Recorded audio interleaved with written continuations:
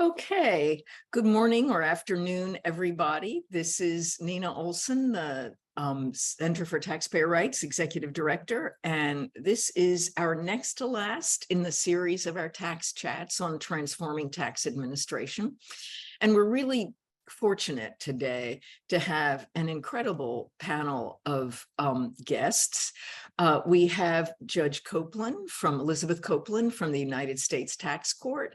And we have learned that Judge Copeland was the first member of her family to go to college, much less law school. She clerked for a judge with the Texas Supreme Court and also for Mary Ann Cohen on the United States Tax Court. And she worked in private practice until her appointment to the tax court. We next have Andy Keyso, who is chief of the IRS Independent Office of Appeals. And Andy is also the first person in his family to go to college, much less law school. So that's really interesting pattern we have going on here. Andy started his work at the IRS as a revenue agent, and he then moved to chief counsel after going to Temple Law School. And I met him when he was in the income tax and accounting division of chief counsel, and then he moved over to be in the appeals office and was ultimately appointed the chief of the Independent Office of Appeals. And then we have Keith Fogg, who for this group needs no introduction, but I'll make a feeble attempt to introduce Keith anyway. Keith is the clinical professor emeritus at Harvard over the Harvard Law School Clinic. He started the law school, he continued to lead the law school clinic at Villanova upon his retirement from the Office of Chief Counsel. I first met Keith in 1992 in Richmond, Virginia, where he was the district counsel for the West Virginia district, and he was my adversary in court. And we became good friends. So we're going to start off today by just letting each of our guests kind of give an overview of some of the things that are dealing with their organizations. So for some of you who are not attorneys, we thought it would be helpful to have an overview. For those of you who are and practice regularly or are CPAs, well, just listen, because you might hear something new that you didn't know. And then we'll go on to more specific issues, including alternative dispute resolution, collection due process, innocent spouse, amicus briefs, all sorts of stuff. So with that, I think we're going to start with Andy. Was that right? And then we'll go to Judge Copeland, and then Keith can start and can also pick up. So Andy, it's over to you. Okay, thank you, Nina, and thank you for inviting me today. It's always a pleasure to talk with you. I'll start with just a little basic overview of the IRS Independent Office of Appeals. We've been around for 90 plus years, although the name independent in our name, Independent Office of Appeals, came about in 2019 when Congress passed and the president signed the Taxpayer First Act, and it codified, if you will, in the Internal Revenue Code, the existence of appeals, and sort of changed our name to the Independent Office of Appeals to make the point that Congress wanted to make, that appeals within the IRS as an agency should be independent from the enforcement or the compliance functions of that agency. And we take that very seriously, and it's something I stress to our appeals officers in our organization time and time again, is the need for us to be independent of the IRS enforcement arm and the need for us to be impartial as we hear taxpayer appeals. Last year, we heard about 75,000 cases, taxpayer appeals that came to us from either the IRS examination function, where a revenue agent or a tax compliance officer conducted an audit on the taxpayer, and the taxpayer has the right to have an independent appeal of that with our office, or from the collection function of the IRS, where by statute in the Internal Revenue Code, before IRS pursues collection through lien or levy, the taxpayer has a right to a so-called collection due process hearing. by statute. And so we hear those throughout the course of the year, as well as other collection cases, taxpayers who appeal, termination of an installment agreement or, denial of an offer and compromise. That's 75,000, 80,000 cases a year that we hear are made up of, a variety of examination cases, everything from your largest global corporate taxpayers down to, your individual taxpayer who files a 1040 and is being challenged because of a claimed tax credit or deduction of sorts, to any kind of collection case, even interest abatement cases, penalty cases, innocent spouse cases, et cetera. So it's a job we take very seriously, to know that we are that last stop in the agency, basically, before the taxpayer would have to go into the court system, either the U.S. tax court or a district court. So we take that seriously and attempt to settle cases where we can, provided the settlement, provided the taxpayer is willing to settle on a basis that reflects the possible outcome if the case were to go into court, or as we like to call it, on a basis that reflects the hazards of litigation. So we take the job very seriously. I've been the chief of appeals, as Nina pointed out, since May of 2020, right after the pandemic started there, which was a delight right up front. But we immediately had to work through issues, as you can imagine, with an agency that traditionally works in paper. How are paper case files transferred between the IRS audit or collection functions over to appeals? How do you hold conferences with taxpayers, appeals conferences with taxpayers, when we're at the height of the pandemic and people shouldn't be meeting in person, right? How do you do these things? And so we spent a lot of time trying to adapt there. And I will tell you, we learned a lot that we can apply now going forward.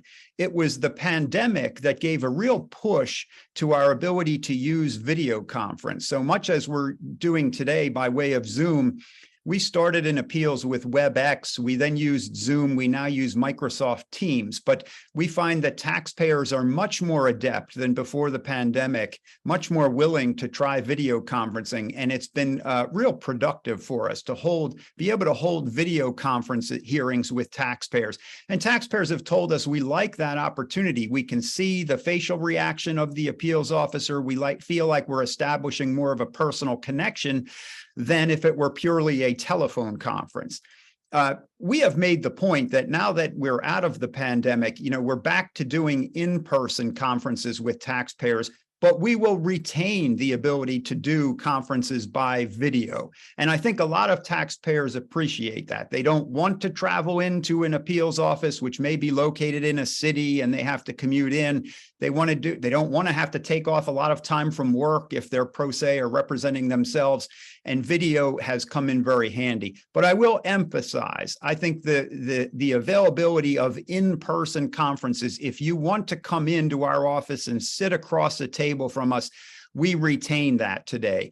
I think what I stress to our appeals officers is the importance of giving the taxpayer that choice as to how do they want to have their appeals hearing held, by telephone conference, video conference, or in-person conference. So video has just really been a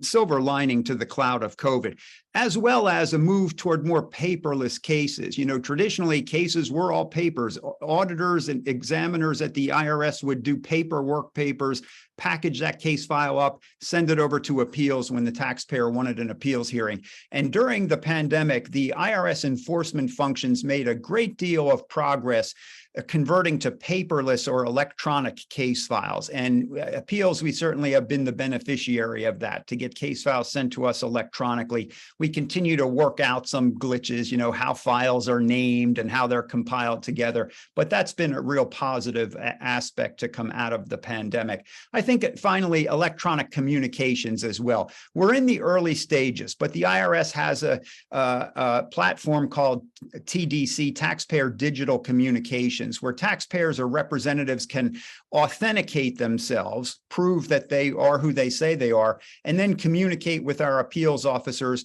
through an internet portal that's secure, much like you might communicate with your doctor's office or your mutual fund or your bank. And so we encourage practitioners in particular to use this. Practitioners come to us multiple times representing multiple clients. You know, taxpayers may only appear in appeals once in their life, if at all. So we really are pushing for practitioners to authenticate, sign up for, and use the taxpayer digital communication portal. All of our appeals officers are required to offer it to taxpayers now. And I would like to see more take up of that by practitioners in particular. I think it is the future for appeals.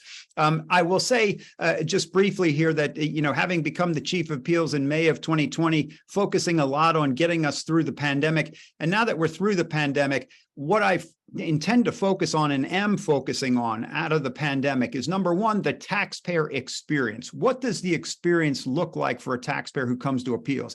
Taxpayer wants a quality appeals hearing. They want to feel that they've been heard, and they want it done in a timely manner, right? So we talked about giving taxpayers the options for how to have their conference.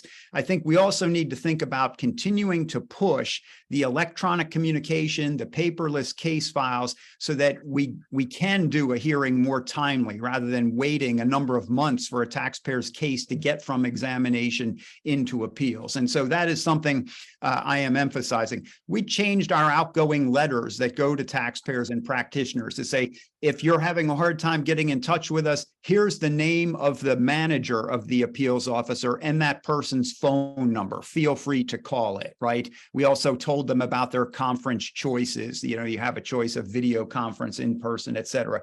I think in addition to taxpayer experience, what I focus on a lot is the independence of appeals. We talked about Congress changing the law, but independence is very important. Impartiality is important. We have done some best practices and continue to do best practices training with our appeals officers. We call it the art of the conference. You know, how to hold a conference that allows the taxpayer to present their position, be heard, and not come off as the appeals officer as being judgmental or, you know, too quick to reach a decision, and how to probe and think through what is an impartial settlement here, right?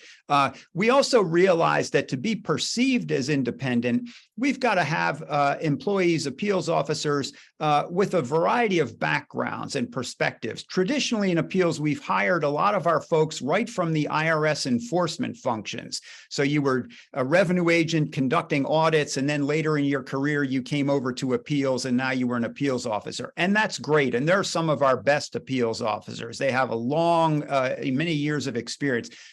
We also would like to hire more from external sources. I know there's folks out at accounting firms, law firms, corporate tax departments who would be interested to come into appeals and who I think would have great backgrounds. And I think that helps bolster the perception of independence and impartiality, that not all of our appeals officers have come from the IRS compliance functions. We are hiring right now. I'd encourage people to go look at the usajobs.gov website. You'll see appeals officers' positions posted there to work either collection or exam type cases. I will say it's been more challenging than I anticipated to hire directly from the outside for a variety of reasons, you know, either OPM restrictions or IRS imposed restrictions. It has been harder than I anticipated, but we are pushing, and we are bringing on folks from outside, which I'm delighted about. I wish it could be more. I wish it could be faster. There are some impediments I'm working on that I would like to see removed for the Independent Office of Appeals because of this emphasis on our impartiality and our independence. So I will continue to push there.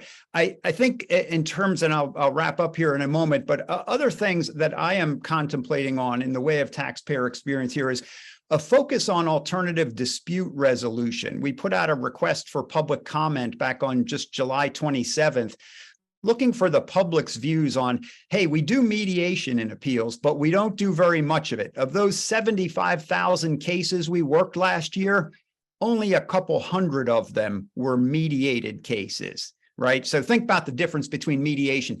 In the traditional appeals process, the examiner works the case, the taxpayer says, I want to appeal. They send the case over to appeals. Appeals sits down with the taxpayer representative, talks about the strengths and weaknesses of the case, and tries to reach a settlement with the taxpayer.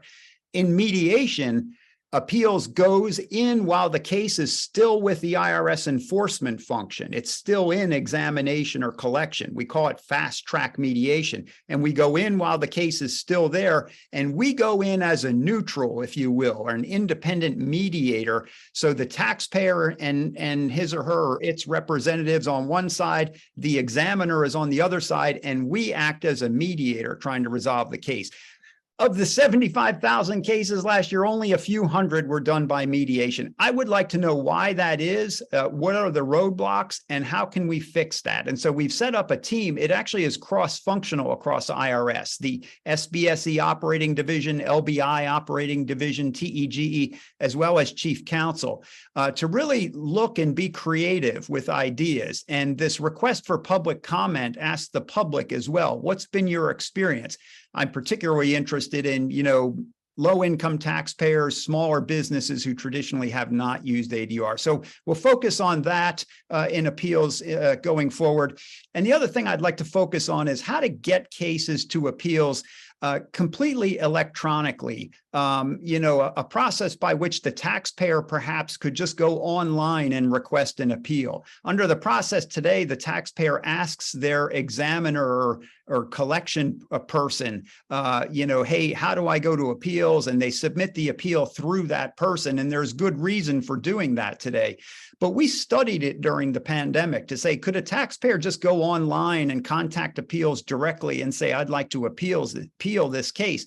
How would that work? How would we do it? Is the technology there? We found during COVID that the technology wasn't quite up to snuff to allow us to do that, but we're making progress on that. And I think as the IRS proceeds with this funding, this large sum of funding that it got recently in the Inflation Reduction Act, we anticipate those technological changes coming into a place to allow us to rethink how a taxpayer requests an appeal and how that appeal is conducted. So I think as you watch the IRS use that funding, a lot of it will be for very basic fundamental infrastructure that will be incredibly valuable across the agency and to appeals.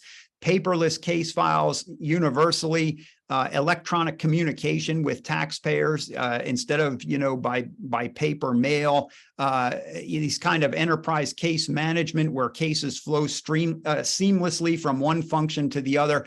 We've got our eye on that in anticipation of those technological changes, already planning out for how could we use this for a more streamlined process for requesting appeals. So we will be focusing on that over the coming months here as well. And Nina, I think I will stop there and hand it back to you. Well, Andy, that's really excellent. You've touched on so many issues. So I wanted to just go back, and we also have a question in the chat. And by the way, everyone, you can put questions or comments in the chat. We're all watching that, and we'll try to incorporate that and address it as we go along. So you mentioned, the changes to your letters. And I was just wondering, because we did a notice and communication tax chat a while ago, how long did it take you to get those changes to your letters? What was the cycle time for that? Do you know? Yeah, that can be a real challenge. In an agency of this size, naturally, there's a lot of people who need to look at changes for quality review purposes. There's programming that has to take place. And so there is a process that can be rather lengthy. We were fortunate to be able to receive interim temporary approval to start using those changes even before the full approval process had run its course. And I was grateful for that, so that we were able to start putting that in with the recognition that, if someone somewhere along the line suggested changes, that we would make those changes. I know in the IRS transformation plan, one of the initiatives that to be focused on is changes to letters forms, that they are clear for taxpayers, understandable, they can be, updated regularly as need be. And we are big supporters of that. And I've got a lot of hopes pinned on that. Yeah. And then the other thing that I note, you're talking about being able to file protests directly in a way electronically with appeals. I think that really goes to reinforcing the independence of the agency. People you just think people might think in the back of their head, if I'm asking for an appeal through my the revenue officer or the revenue agent, is that going to bring about some kind of repercussions to me? So being able to go directly to you would be a real boon, I think, for some folks. There is a comment that said, does the TDC channel have to be offered to a practitioner by an appeals officer, revenue officer, or revenue agent? In other words, is it only available to practitioners when a specific individual is in charge of the issue? Speaking for appeals, I can't speak for revenue agents or revenue officers in the IRS enforcement functions, but speaking for appeals, our appeals officers are required to put it in the letter that goes initially to taxpayers who are in appeals. I'm appeals officer so-and-so, I have your case. You should know you have the option for a video conference or telephone or in person. You also should know that we can communicate through this TDC, Taxpayer Digital Communications process. So our folks do offer that. As I say, I'd like to see more uptake of it than we do today. So then we have another question that says it's extremely difficult to impossible to request any appeals or mediation when the IRS has not mailed any denials to taxpayers or to POA representatives. We have to contact the IRS unit and are told that nothing can be mailed to us. We just started to seek out other facts from others. I'm not sure what that's about. When you would not get information. So maybe the person in the chat can clarify that a little bit while we go on to Judge Copeland, and we can come back to this. And also, we're going to talk about ADR a little bit more in detail, and we're going to talk about CDP and things like that after these introductory things. So Judge Copeland, you want to start talking about the court a little bit? Absolutely, Nina, and thank you for inviting me to speak to this group. I greatly appreciate it. I just was asked to give kind of an overview of the United States Tax Court, our functions, our type of opinions, that sort of thing. And then obviously we'll have some questions toward the end. But just want to say the tax court is made up of 19 statutorily, presidentially appointed judges. Currently, we have 15 in place and 4 vacancies. We also have 11 senior judges, which are previously presidentially appointed Senate confirmed judges who have taken senior status. So they're still trying cases, they're still writing opinions. They just might have a lesser workload, and their 15-year term has ended, and they've aged into a category where they're just considered senior judges. And then finally, we have 5 special trial judges, which are akin in other courts to maybe magistrate judges. The special trial judges hear cases in which the amount in dispute is $50,000 or less, and they are actually selected by the chief judge. And currently, we're considering the approval of the full court, but currently selected by the chief judge, and they're kind of at-will employees, but they do a fabulous job, and we're very thankful for our special trial judges that help us with our workload, especially in the low-income taxpayer community. Just a little bit about the tax court itself and its history. It was actually formed, it goes all the way back to 1924. It was formed as the Board of Tax Appeals in 1942. The name was changed to the Tax Court of the United States, and then finally in 1969, it was retitled as the United States Tax Court and established as an Article I judge, making it clear it's not part of the executive branch. It's independent of the IRS. We hear cases in which taxpayers have a dispute with the Internal Revenue Service. And generally speaking, the government is represented by area counsel, and then taxpayers either appear pro se, or in other words, representing themselves, or they have a representative who is admitted to the tax court, who files a petition on their behalf or later enters an appearance. Along the lines of the pro se taxpayers, a lot of this group is not all, but much of this group is involved in helping sort of the administration of justice with this low-income taxpayer community, and the tax court strongly encourages that. Unfortunately, approximately 70% of all the cases filed in the United States tax court are unrepresented, and of the small cases, it's more like 90% are unrepresented and file their own petitions, which is always a bit of a challenge. Moving on from sort of the history and the makeup of our taxpayers, the court issues 4 types of opinions in cases. We issue, starting at the lowest level, a summary opinion, and those involve cases in which you have a small tax case. As I mentioned, cases in which the amount in controversy is less than $50,000. They are non-precedential opinions, but they tend to apply the law to the facts. If there is a small tax court case with a novel issue, it may get elevated. The S designation may be removed and may get elevated to becoming a regular case so that we can file one of our other more precedential opinions related to that. So those are summary opinions. You also see bench opinions, and these are opinions in which the judge at the trial session determines that the facts are clear and the law is clear, and they are able to issue a determination right there at the trial session, and they will read the opinion into the record.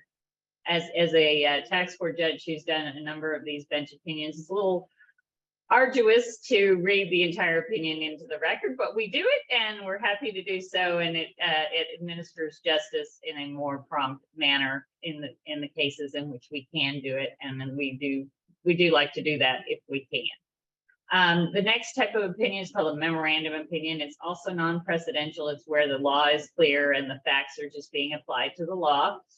It might involve more complex facts, a need to write an opinion and have it issued. There's a variety of reasons that it be a memorandum opinion rather than a bench opinion, but that is by far the vast majority of all opinions that are issued by the court, or memorandum opinions. And then finally, we have our division opinions, and division opinions are the ones in which there is some reason that it's important to the tax law. So it's either, it could involve a new regulation that's been issued, it can involve overturning a regulation, it could involve a new tax code section that hasn't been interpreted before, any novel issues, and in addition, anytime a Court of Appeals overturns a case, if it's the first time we're revisiting the same issue, you'll see it come out as a division opinion by and large. So it's important decisions of the court that are precedential and can be cited. I'm not saying that you shouldn't cite memorandum opinions in your briefs. You absolutely should, if they're directly on point. But the division opinions carry the most weight. And then I'll just mention that of the division opinions, there are a certain number of opinions that actually get voted on by all of the presidentially appointed judges, all statutory judges.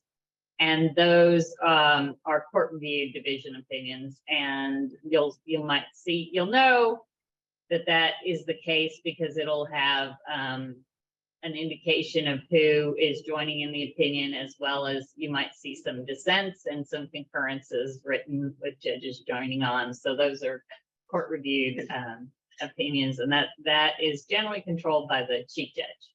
And we have this thing in the United States Tax Court called Court Conference, where we once a month meet and we discuss those very important opinions. Again, the tax court is based in Washington, D.C. We travel throughout the United States because the tax law is the same throughout the United States, and consistency is the goal. So the judges actually travel circuit through 74. Well, we have Washington, D.C. as one of the cities, and then there's 73 in other places. So 74 locations total. We ride circuit, hear cases throughout the country. Again, consistency is the goal. Andy mentioned that the IRS had to pivot during COVID to a virtual setting to deal with taxpayer concerns. The tax court had to as well. So during the pandemic, we went for a period of time exclusively to a Zoom Gov format for our virtual trial settings so that we could accommodate trials being heard and taxpayers being served, and justice being served. So we instituted a policy to have a virtual trial with, the same sort of formality that you'd see in the courtroom, but the only difference is everybody's logging on to the Zoom setting and presenting their evidence on video. It was highly successful, and the court, although in-person trials are easier in terms of cases with a lot of paper evidence, a lot of exhibits, that sort of thing, as well as taxpayers who just want to be heard. They want to come to the courtroom and be heard, and the judges find that very helpful, actually, for determining credibility and reliability and other factors.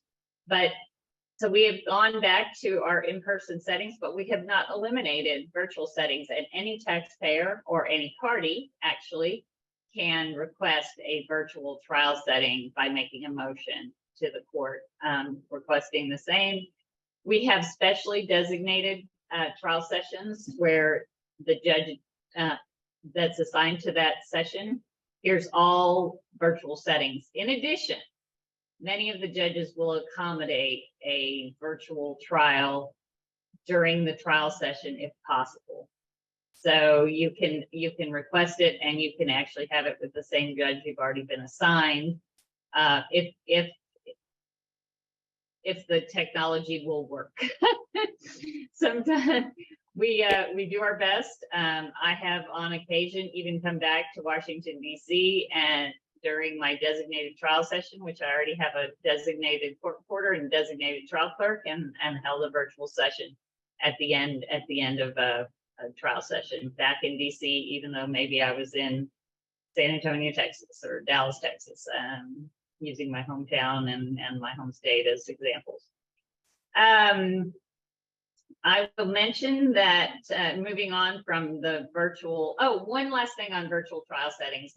The one thing that I have noticed, and I mentioned this in preparing for this panel, was that what I had noticed when I was conducting virtual trials is when we had taxpayers who had not been prosecuting their cases, had not been in communication with the IRS, had not been in communication with the tax court, ironically, more times than not, they would show up in a virtual setting and ask to have their case heard, or ask to see an LITC volunteer that showed up at the court session. So I thought it was a huge benefit to those who couldn't otherwise attend in person. And there are some places where the poor taxpayer has to drive 4 hours just to get to a court because they live in a very remote area. So there's a place for virtual trial settings in our current environment, and we will continue to offer that. I will mention next, just I'm not going to touch on this too much because we're going to pick up on it later in this panel discussion, but the jurisdiction of the tax court has expanded greatly since the time it was created as the Board of Tax Appeals in 1924. It originally was created to handle income and estate and gift tax issues. Over the years, that jurisdiction has increased broadly. We now can hear interest abatements, worker classification issues, collection due process issues, innocent spouse, whistleblower, and passport is the most recent change to our jurisdiction. There are just a wide variety of cases that are heard, and I will just mention, because people find this interesting and alarming, but when a judge gets a trial session assigned to them for 1 week, generally speaking, there's about 150 cases on that trial session. Now, that would be impossible to hear 150 cases in a week. I will say that most of those 150 cases do in fact settle, but that's sort of the workload you're dealing with when you first get assigned your particular city and the cases that come before you.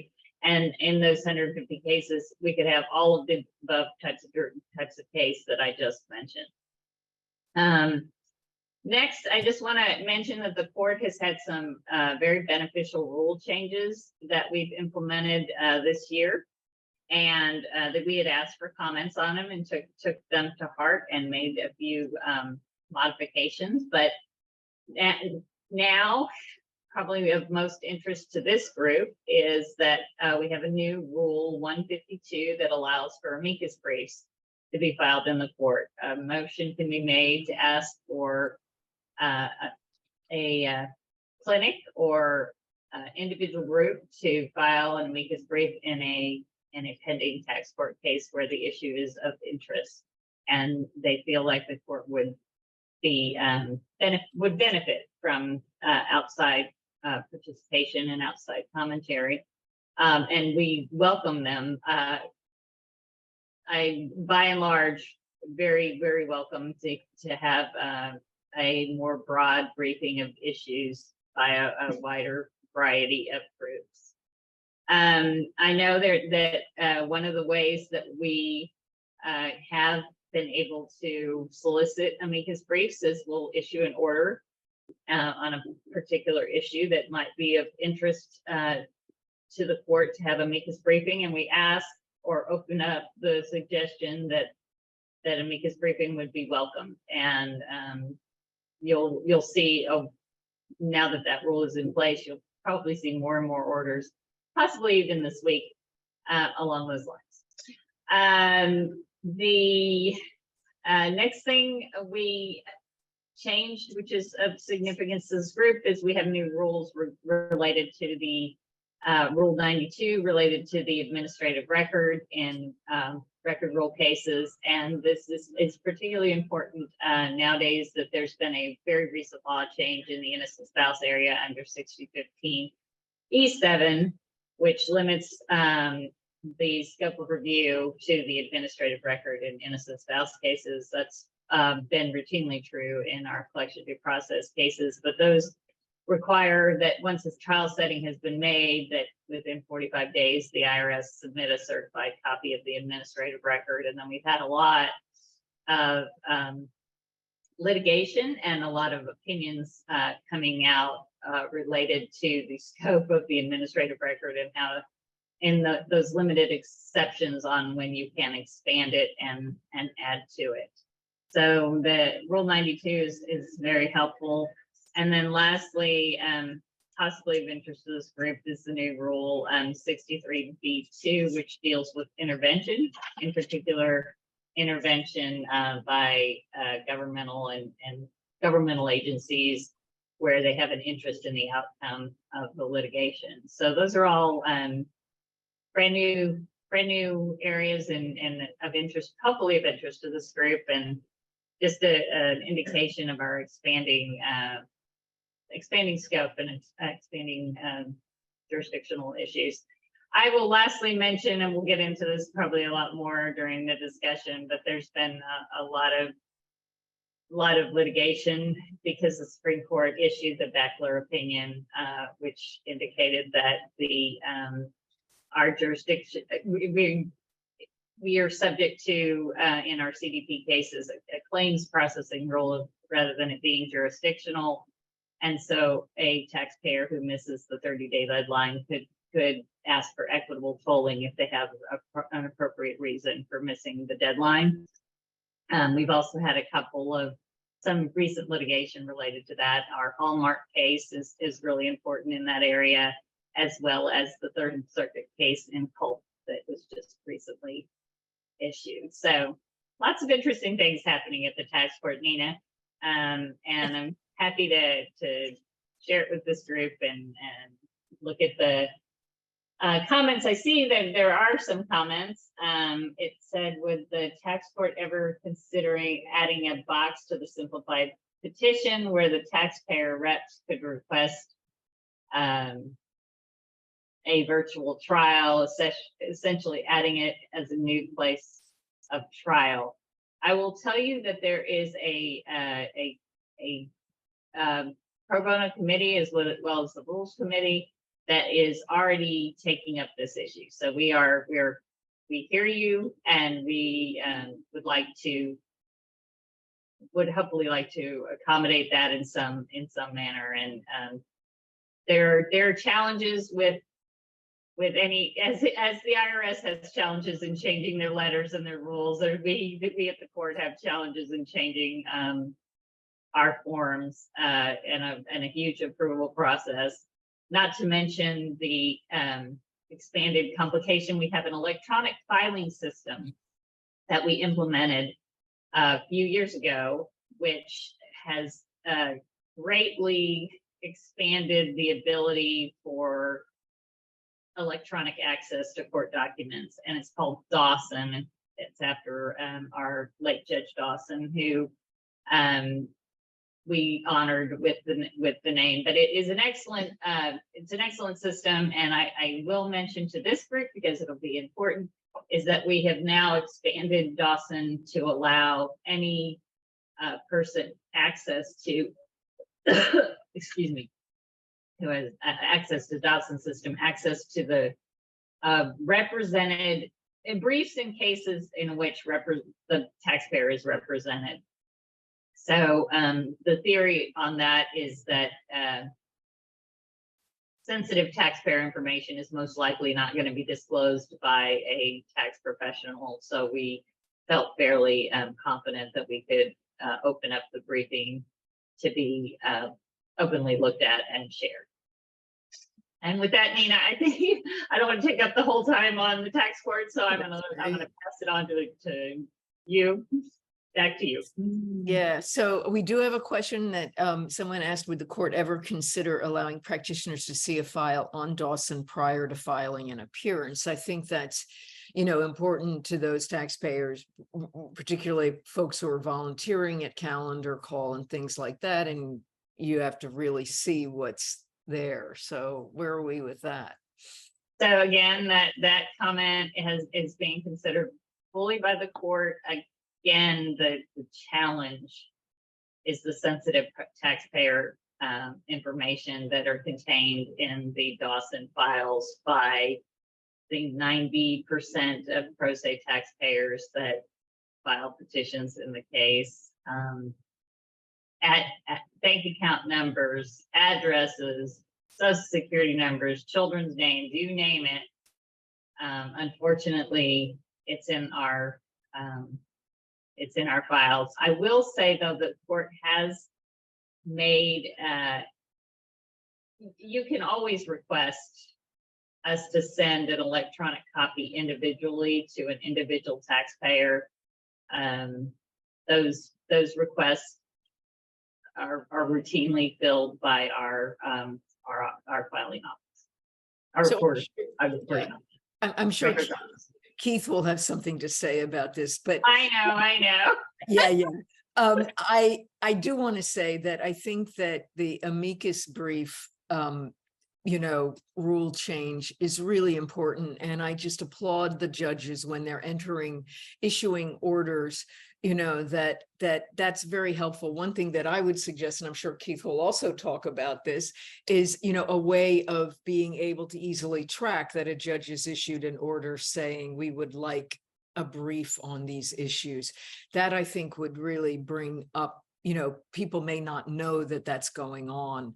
And it would certainly help. And I can just say that some of the briefs that we've worked on, or that the center has been the client on, it's been immensely gratifying, even if the court hasn't agreed with us, to see that they've considered what we've raised. It's always lovely to see your brief quoted in in an opinion, but even so, just to see that it's been considered is, I think, builds trust in the court. And with that, I'll turn it over to Keith to sort of weigh in on anything that Andy and Judge Copeland have said, and anything else that you want to talk about. All right, thanks, Nina. Well, first I'm very happy to be on the panel with Andy and with Judge Copeland. I think having Andy as the Chief of Appeals is something very fortunate for low-income taxpayers because he listens and and he makes changes. I'm very impressed with appeals and how they've responded to some of the low-income tax issues. And for those of you who don't know it from our introduction, Judge Copeland, won the ABA Pro Bono Award, maybe a decade ago for all of her work with Texas calendar calls and working with pro bono taxpayers over many years. And so she's a real friend of low-income taxpayers and knows those issues deeply. Not only that, but to my knowledge, she's the only judge who was appointed by 2 presidents. I mean, how could you be appointed by President Obama and have your appointment lapse and then be appointed by President Trump? That just shows you how competent she is. So I'm lucky to be on this panel. So just in terms of my organization, I'll talk a little bit for a moment about the Harvard Clinic. What I tried to do at Harvard, in addition to representing the taxpayers in the Boston area, was to get involved in impact cases. So we did a lot of amicus work and a lot of picking up of cases that involved issues that I thought were important to low-income taxpayers. And we also commented on every regulation or tax court rule that came down the pike, just because I think if you comment on a regulation or a tax court rule, your voice is heard in a way that you just can't have it heard in individual cases. And I encourage other clinicians to get involved in commenting or in amicus briefs. And if you don't want to comment individually, you can comment through the ABA. So let your voice be heard in these broader issues, so that we can make systemic changes. And with respect to amicus briefs, I was very fortunate. I had a student who worked with me to write a law review article on why the tax court should adopt a process for amicus briefs, which many other courts had adopted, but the tax court had no rule. This is critical in precedential cases. So if the tax court is thinking about issuing a precedential opinion in a case where the taxpayer is unrepresented, it's an opportunity for our voice to be heard in a situation where otherwise the court would only have the government's brief. And even though the court is going to try hard to get to the right answer, just as appeals would try hard to get to the right answer, we live in an adversarial system, and if you don't get your voice heard, it makes it much harder for the court to find its way to what might be the right answer. So the amicus brief process that the court has recently opened up and made requests on several cases is one that everybody should be watching. And if your clinic doesn't have the wherewithal to join in by yourself, look for ways to join in with others to write amicus briefs or to make comments. I want to comment on the thing that Andy said about putting the manager's name in the contact letter, and I know Carolyn put something in the chat about it, but I haven't seen those letters, but I can say that's really important change, because today you're dealing with appeals officers all over the country. When I was practicing at the IRS and a long time ago, you would deal with the appeals officers in your neighborhood, and so I got to know the Richmond appeals office or the Boston appeals office. But now my case could be heard by an appeals officer anywhere in the U.S., and I have no idea who the manager is. So if I can't reach the appeals officer, which has happened to me, it's important to be able to reach the manager. And so that's a great change to that letter, and I think that will benefit everybody. Andy talked about their hiring. A number of clinicians have gone to chief counsel. I don't know if any have gone to appeals, but I would encourage people to think about going to appeals. If you're interested in government service, you might find working for appeals would be as rewarding or more rewarding than working for chief counsel. So don't overlook that opportunity when you see those ads if you're looking for a switch, because appeals could be a good place to land.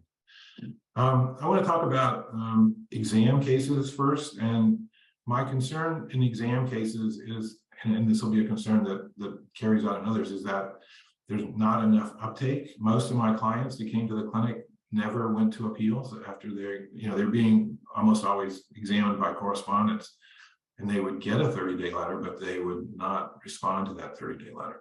And I would like my client to go to appeals before tax court, and I think appeals would prefer if taxpayers went to appeals before tax court. It gives appeals more time to work the case, and it better develops the case. I mean, hopefully it'll resolve the case. So it would have an impact on the tax court as well if there was more pickup on the 30-day letter, because I think there'd be less petitions. So I liked hearing that maybe people could directly go to appeals through an electronic portal, but I think what there needs to be is some kind of, nudge in the system, or some kind of something that causes taxpayers to understand, the pro se taxpayers to understand the importance of going to appeals and the benefits of going to appeals. I think there's only upsides of going to appeals. There's no, at that stage, there really aren't any downsides. Appeals doesn't raise new issues. You might win your case, but you won't end up with a greater tax liability. So finding ways to work with appeals and to work with the IRS to nudge people into appeals. And then, of course, appeals has to find ways, if that happens, find ways to hire more employees to handle all the new cases they would get. But I think that and as a system, we should be finding ways to push people towards appeals. And I never saw that. I had very few clients in the low income cases that we worked who chose to go to appeals before they went to tax court. On collection cases, again, the uptake on collection due process is low. I think you can attribute a lot of that to the notice that's sent out that tells them about going to appeals on the second page in small and teeny letters after talking about how much they should pay on the front page. But I think we need to find ways to send more people into collection due process because I think they would resolve their liabilities there in a way that would make them happier taxpayers and would benefit the system. I think we need to find ways to send people into appeals who've gone through an offer and compromise. And I especially think we need to find ways to send people into appeals who've gone through innocent spouse. And because now, as Judge Copeland mentioned, with the administrative record rule, if you go to appeals before going to tax court, you have a much better chance of building an administrative record that would be the kind of administrative record the tax court judge needs in order to make a good decision. So we need to encourage clients, but not only clients, but taxpayers generally. We need to find a way to get taxpayers to be thinking about appeals, to understand the benefits of appeals. And so that would be my message. If we can, as a group, find ways to inform taxpayers to get to appeal, because by the time they come to us, a lot of times they've already skipped that opportunity, and we're either going to appeals on the rebound or they've missed appeals entirely. One comment I have for Andy on working with appeals is how much time should you give the taxpayer or the practitioner before the appeals hearing? It seems short to me a lot of times. You're getting a letter from the appeals officer a couple of weeks before the hearing, and that might not be enough time to get ready, particularly when you're working with low-income taxpayers, because the communication lines aren't always open. Sometimes you're having to chase them down, or they're not easy to communicate with, and sometimes you haven't had time to develop the case the way that you want to. So I wonder if appeals has done studies on what's the optimal amount of time to reach out to a taxpayer before, as you set up the meeting. I know you don't want it to be 6 months. Is 2 weeks short, too short, or is that the right time? If there's been studies, then fine. But if that's not something that's been studied, it might be worth looking at. What would be the optimal time to give notice in order to give the appeals officer time and also to give the taxpayer time to get ready? And my second question concerning appeals is how much guidance should appeals be giving in CDP cases and in innocent spouse cases to help the taxpayers build the administrative record? A lot of pro se taxpayers are going into appeals, not coming to the clinics or to other representatives at that stage when they need to build the administrative record. How can we develop a system that allows the appeals to help taxpayers help themselves, sort of by making sure that everything they need is in the administrative record? Because I think the administrative record has a lot of importance for the tax court, and we need to make sure that we're properly documenting the record. I don't know how the low-income tax clinic community could help appeals, but if there's ways that that community could work with appeals to help appeals, I think that having a regular dialogue between the community and appeals could perhaps benefit both. I think it's great that we have a lot more ways to communicate with appeals in terms of remote communications, and I agree with Judge Copeland's comment that a lot of taxpayers who previously got dismissed for a lack of prosecution are now getting to move forward in their tax court case because they've shown up.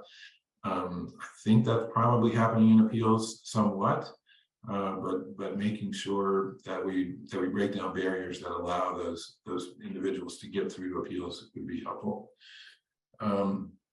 With Judge Copeland on electronic records, and the question that was asked in the chat, to me, the most important document in the court's docket, if you're picking up a case and you're going to represent them in a calendar call or in a tax court case, the most important document would be the pretrial memorandum produced by Chief Counsel, which is almost never going to have taxpayer information. And if that document was made public as Chief Counsel filed it, then it would allow people going to calendar calls to see which cases are likely to be tried at calendar call and to see what issues are going to be presented at calendar call. And for the same reason that represented briefs are being made public now, I think that pretrial memorandums should be made public. And if they were made public, that would really help the persons who are going to calendar calls to get ready and to be properly prepared to help someone when they got to calendar call. And I don't think that those documents present any kind of disclosure information that the court would worry about because they're produced by Chief Counsel. So I've been pushing for the court to open up its electronic access to its docket for several years, and in the writings that I've done, I appreciate the court's concerns for taxpayer privacy, and those are legitimate concerns, and I'm glad the court's worried about those concerns. But I think there are opportunities for greater electronic access to documents than we have today, and I particularly think the pretrial memorandum would be an area where that kind of access would really help at calendar calls. I think I'll stop there. I've probably talked too much already, Nina, and let us join in together and talk. Yeah, you've not ever talked too much. I do want to bring in some of the comments from the chat, but I also want to respond to a few things and throw it out there. I thought it was really interesting what you were saying about some kind of nudge in the system. One of our tax chats was on communications and letters, and we had Michael Halsworth from the UK Behavioral Insight team, which has done a lot of work, was really doing groundbreaking work on the use of nudge letters. But he pointed out, and you see this in the IRS research as well, that nudge letters have been used basically to try to get more money through the door. And they haven't been used on the side of trying to get people to pick up things like, asking for a CDP hearing or asking for an appeals hearing. And I think, and I don't want to put Andy on the spot, but I think it would be really interesting to set up a nudge letter study that would try different language in various letters that are offering the right to go to appeal, and see which ones. Don't measure it by the dollars that are coming in, but rather the response rate, the pickup rate. That study, the success, the metric for success is, have you increased the pickup rate for an appeals conference? And you could do the same thing on the mediation side too, like do a series of letters that do some emphasis about mediation and see if one of those letters results in something, or you're doing them with a certain kind of issue. You're saying, here's this issue, let's really push mediation in these 5 issues and see which one really gets more take up, because that may show us where it's a really good fit. And I know that we worked when I was the NTA with the collection folks to try to develop a CDP letter that was a rights-based notice, that it put on the front page, you have the right to go to this hearing, and you also can go to tax court if you disagree. And we even proposed that that letter be framed in two different ways, picking up on economic and behavioral psychology, which is describing something as you could get a hearing, which is a gain letter, or you may lose your right to do this, which is a loss letter. And behavioral psychology tells you that people value loss of something more than even a gain of something. So testing those kind of messages are really interesting. And I think that ties into the strategic operating plan. The other thing I just wanted to comment on, and then I'll throw it back to Andy to comment, and then we can get to some of the comments in the chat, is, when Keith talked about how much guidance should appeals give to taxpayers to help build the administrative record, I think that goes to the fact that we have an adversarial system. In other agencies, the entities similar to the Independent Office of Appeals are inquisitorial, that they're viewing their role as helping the individual. And I'm really thinking about Social Security here and disability hearings, where you have people who may not be able to get the doctor's records that you need in order to make a decision on disability. And so it's the hearing officer's role to assist that person in getting the documentation coming forward, that would help them make a decision. And I'm not saying that you need to go that far, but there certainly for unrepresented taxpayers, the importance of the administrative record, I think, means that appeals should be leaning more on the inquisitorial side, that impartial side, and finding a way to really advance and make a robust administrative record. Since, if you say to many taxpayers, we need to have a full administrative record, that's like, woohoo, what on earth does that mean? So I'll be quiet and let, Andy or Judge Copeland, you can certainly weigh in here on.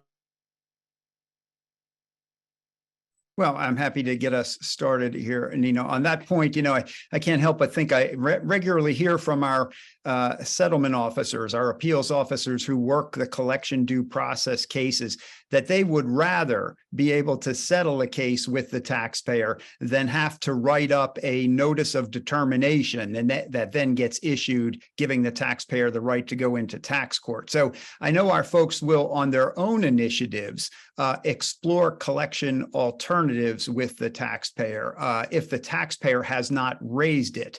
And a lot of times we see taxpayers have not raised it. They've come in and maybe are not suggesting, well, as an alternative to a lien or levy, can I get an installment agreement, or, would you take a substitution of assets instead of the lien or levy on this asset? And it falls to our settlement officers to raise those things. I think that kind of affirmative, much as you say, raising it to the taxpayer, can you afford X dollars per month if we put you into an installment agreement? Certainly entertaining if a taxpayer wants to raise the prospect of an offer in compromise. But we also have cases where, we've seen it on our own and suggested it to the taxpayer. So I do think there's work, there are things that we do there. Our folks will tell me that oftentimes where you'll see a administrative record in a collection due process case that's lacking, it's in those cases where we were getting absolutely no cooperation from the taxpayer. And so we really, couldn't debate with them what are collection alternatives, or, what is the right balancing here between efficient collection of tax and not being overly intrusive on the taxpayer. If the taxpayer sort of shuts down, they want nothing to do with us, even though they've requested a hearing, right? And then which is funny to me, you've requested a hearing, but then you basically want nothing to do with us. Our settlement officers are left in a position of saying, okay, the record is what I've got from the IRS collection people, and I just have to write up a notice of determination.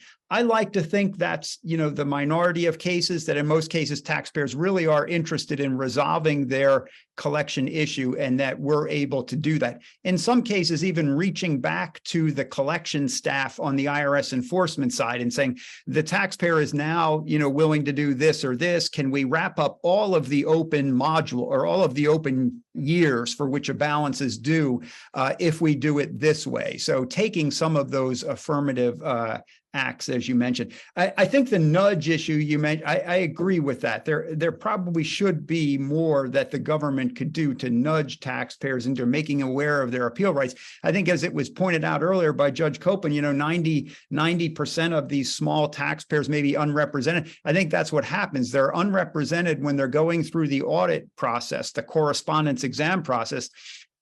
They're either not reading a lengthy letter that comes to them that says somewhere in there, you have a right to go to appeals. They're either not reading it or they're not opening the mail. You have those taxpayers stick their head in the ground. And then maybe by the time they get a statutory notice of deficiency in an exam case, then they go to a low-income tax clinic, and by that point, they have, as you pointed out, Keith, they've missed their opportunity to come to appeals in non-docketed status. But importantly, they can come in docketed status, right? So, yeah, is there more to do to nudge people? I agree with Keith's assessment. We would rather see taxpayers in appeals before they are docketed in tax court.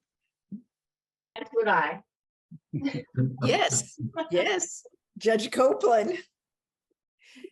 Thank you. I know a lot of the comments in the chat have been related to appeals, so I'll let Andy have a chance to take a look at some of those while I'm talking. But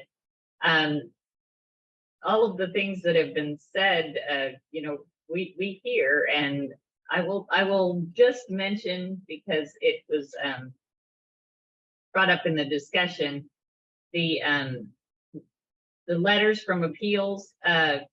This isn't really an appeals issue, but the letters to taxpayers being confusing. I will tell you that in some of the innocent spouse cases that come through the centralized unit, the determination letters, it's really hard to determine why they got rejected.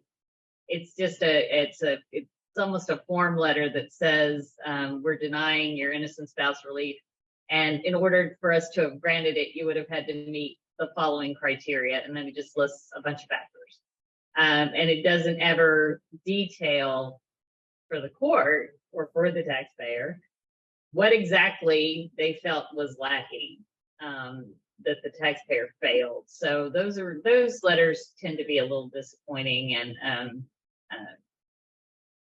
I mentioned this in our planning, might nudge me toward remanding the case to make it a proper determination.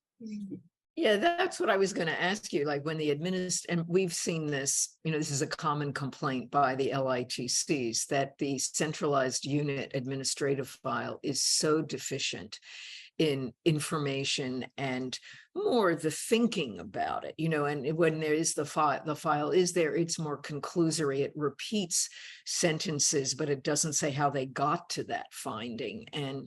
And I was going to ask what's the proper, that puts the court in a really difficult place. So what's the proper response for that? You've just answered that by saying remand for more development. And that also makes more of a case for, well, get those cases to appeals immediately before the determination letter is issued, so that you've got more of an administrative record to look at, that hopefully those issues would be developed more. It's so frustrating in innocent spouse cases to read the tax court opinions and you're wondering, why did this information not come out at any point along the way? And I think that goes back to, it's an adversarial system, not an inquisitorial one below. And so you don't elicit that information. We had a comment from Mary Gillum saying she picks up a lot of CDP cases at tax court where the taxpayer shut down on collection alternatives because IRS appeals would not consider the liability issue because it is precluded by statute.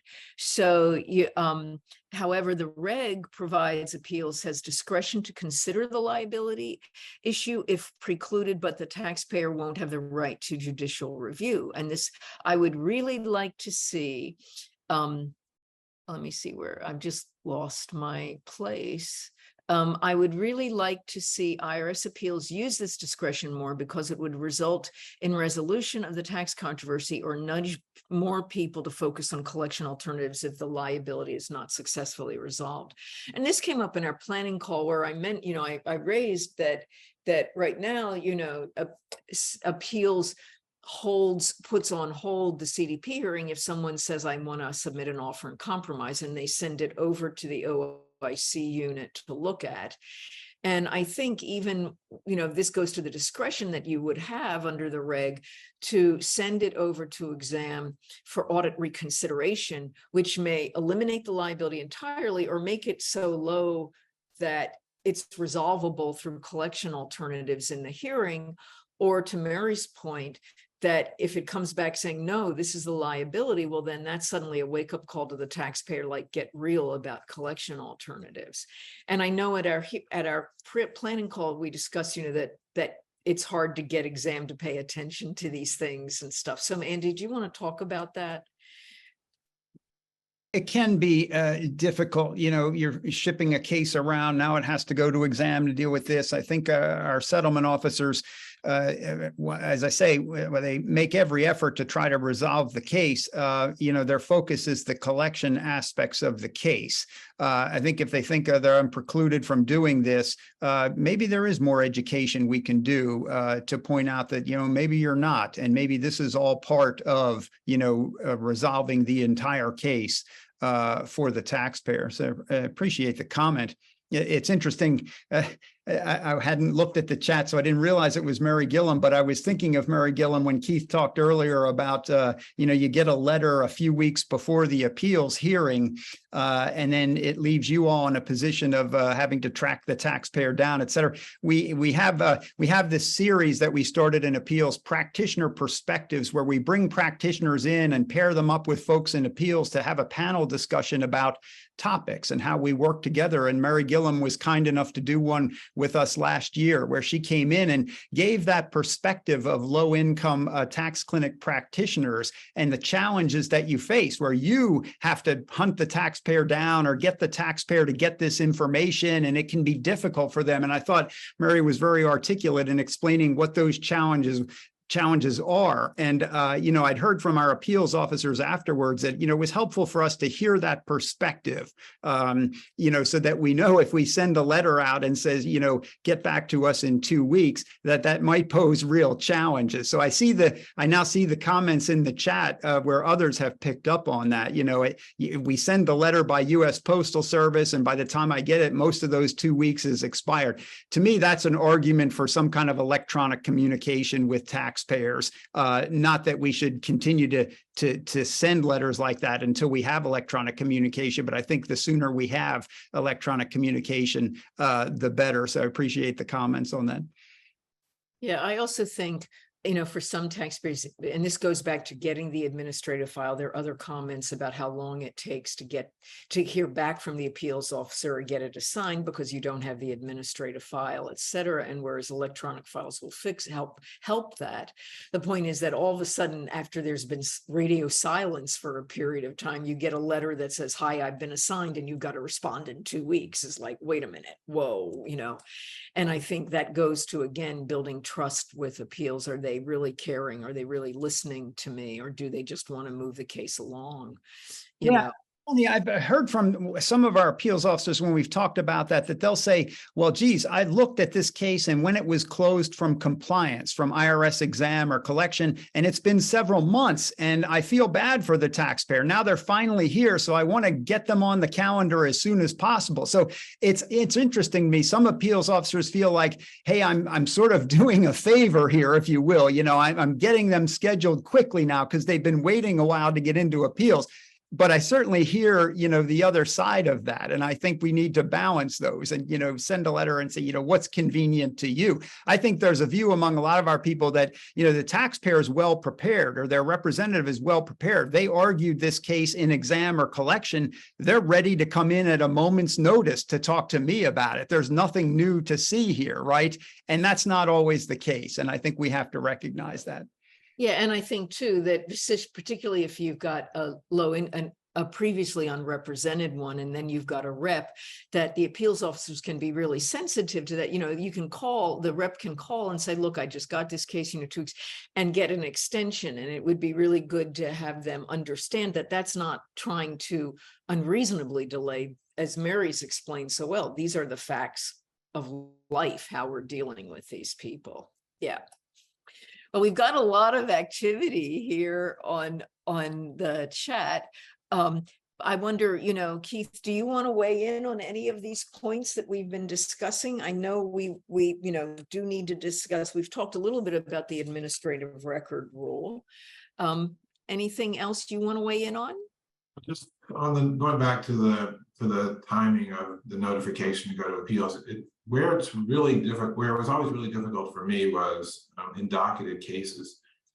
The taxpayers, would get the letter from the tax court telling them, after they file their petition, telling them that they could possibly be represented. And that's really the first time they paid attention to it, perhaps, and even a lot of them don't pay attention to it then. But for those who did first pay attention to it, then they come into our office.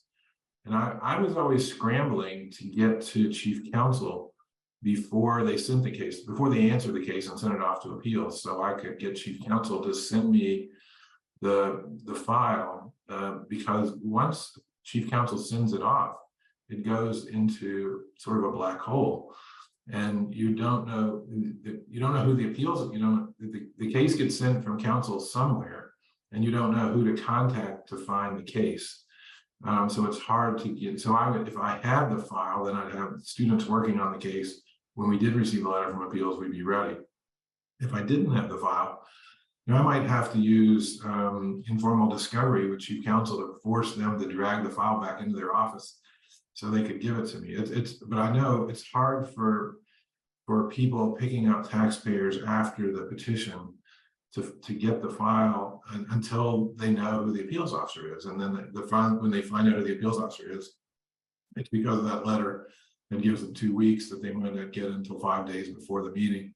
And that causes them to almost automatically request a continuance, which the appeals officers will grant. But I thought if we looked at, the appeals officer knows they're going to work on this case. If they look at it a month out rather than 2 weeks out, maybe you don't have to have as many extension requests, and people are a little less frustrated about the time period that they've got. But anyway, you've heard us, Andy. I think you know what the issue is, and so now it's just a question of figuring out what would be the best way to work on it. I really can't say enough about the Office of Chief Counsel and how they have taken an approach of, seeing what cases can their paralegals settle maybe early on before the case even has to come to appeals. And they've just done a heck of a nice job, including with their settlement days that they run as well. The issue, as you mentioned, Keith, is the case file moving between counsel, the compliance function, and appeals. Again, they're paper case files. The sooner we get away from paper, the better there. During the COVID, we did experiment with a process by which, the case would not necessarily go to counsel first. It goes straight to appeals to avoid that shipping of cases around. And the question was, could counsel answer without having the case file? In a lot of cases, they could, and that streamlined it a bit. So we continue to try to hone that process. Sadly, their answers create another issue because their answers are frequently just general denials, which frustrates the people preparing the petition. But that's an issue for another day. Yeah, I think that most practitioners would say counsel answers answers those petitions anyway without really spending much time on the case file. Not to open a can of worms, but in the small tax cases, we went from the mid 1980s until the mid 2000s first decade without answers in S cases. And I don't think answers provide a whole lot of benefit. And I know it used to be that appeals and chief counsel agreed with that view. Didn't like shipping the cases back and forth. But the problem from the court's perspective was hearing who would, the court got a lot of phone calls because nobody knew who was working the case. So if there is to be any reopening of the thought process of doing away with the answers in small tax cases, then appeals has to jump in and identify somebody right off the hop. But that's kind of a side note for today. Yeah, and I think my position is figure out a way to get the case filed to everybody so that you get meaningful answers, whether it's in an S case or in a regular case. I mean, you don't treat S cases separately. And if you want people to be engaged in their S case, then they need to get meaningful answers. Rather than just deny. Okay, that was my opinion. So I want to close, and I didn't tell you all that I was going to ask this question, but since the IRS got, whether it's 80 billion or $60 billion in the Inflation Reduction Act funding, if you had a single wish for what the IRS should do with that money, what would it be?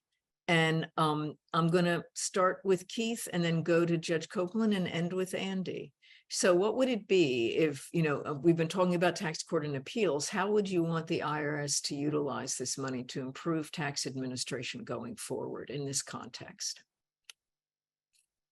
I'd probably like them to find the same people that President Obama called when Obamacare, crashed.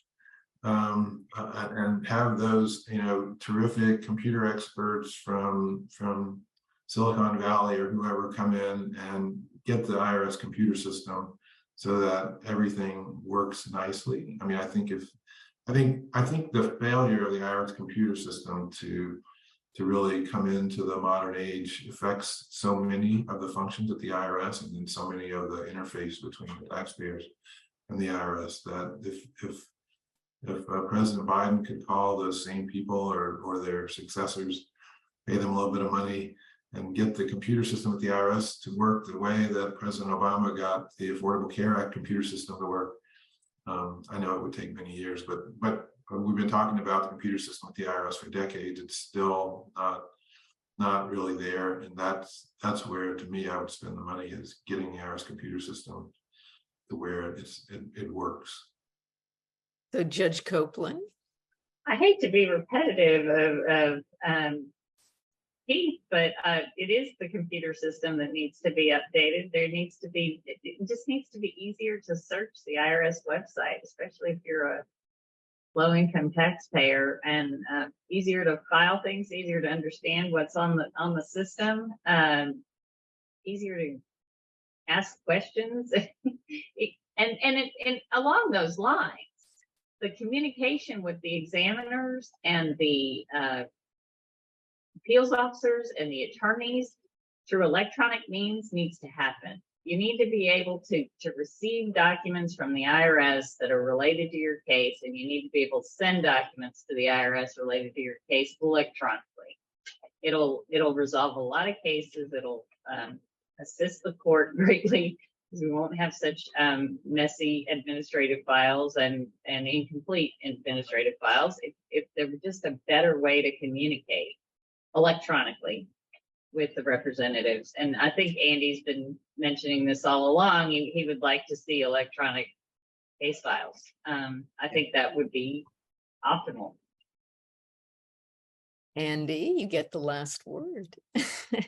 It won't surprise folks. I think that I agree with all of that. I think it is underlying technological architecture, computer languages that are modern. Everything is reprogrammed in modern computer languages, not languages from decades ago, which can make it tough anytime you want to update an application. So I think it's fundamental hardware.